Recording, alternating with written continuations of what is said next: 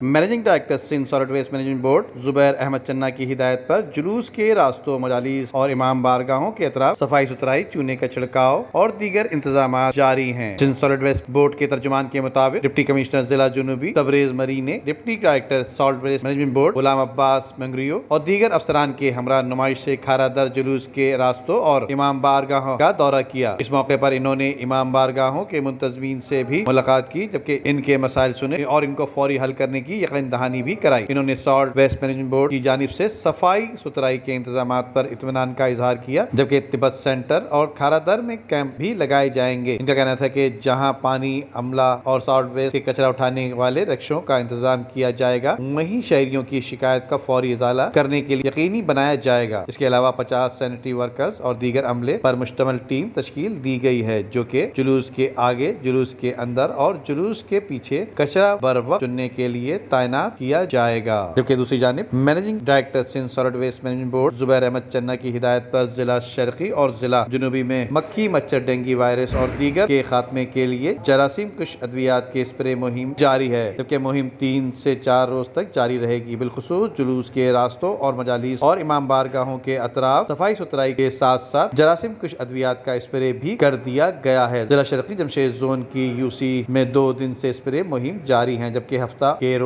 گلشن zone اور پیر گلزار ہجری میں بھی اسپرے کیا جائے گا۔ جبکہ ترجمان کے مطابق MD نے تمام نجی کنٹریکٹرز کو ہدایت کی ہے کہ وہ شہریوں کو ریلیف فراہم کرنے میں کوئی کوتاہی نہ برتیں اور ترجیحی بنیادوں پر سارے انتظامات کریں۔ انہوں نے متعلقہ افسران اور دیگر اداروں کے ساتھ مکمل کوارڈینیشن میں رہنے کی ہدایت بھی دی ہے۔ ندیم صدیقی، میٹرو 7 پاکستان۔